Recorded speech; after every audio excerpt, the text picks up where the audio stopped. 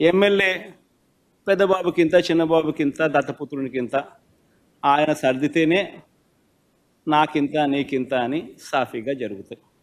మొట్టమొదటిసారిగా ఎంత దారుణమైన కరప్షన్ అంటే కాంట్రాక్టర్లకు ఇచ్చే కార్యక్రమంలో, పనులు ఇచ్చే కార్యక్రమంలో మొబిలైజేషన్ అడ్వాన్స్ తీసుకొచ్చినారు.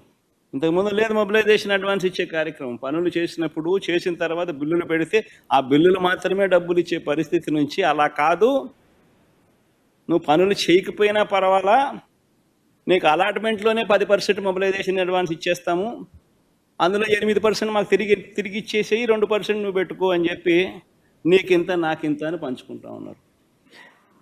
ఈరోజు జరుగుతూ ఉంది. మా హయాంలో టెండర్లు పిలవాలంటే జ్యుడిషియల్ ప్రివ్యూకి పంపించేవాళ్ళం, అది రద్దు చేసేసినారు. తర్వాత టెండర్లలో రివర్స్ టెండరింగ్ జరిగేది.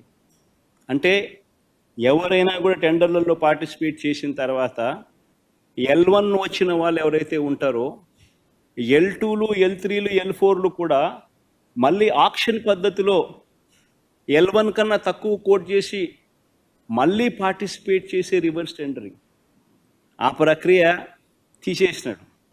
తీసేసి మొబిలైజేషన్ అడ్వాన్స్ ఇస్తూ వర్కులు అలాట్ చేయడం, 10% మొబిలైజేషన్ అడ్వాన్స్ చేయడం, 8% ఈయన తీసుకోవడం, 2% కాంట్రాక్టర్కి ఇవ్వడం, ఇది జరుగుతాం.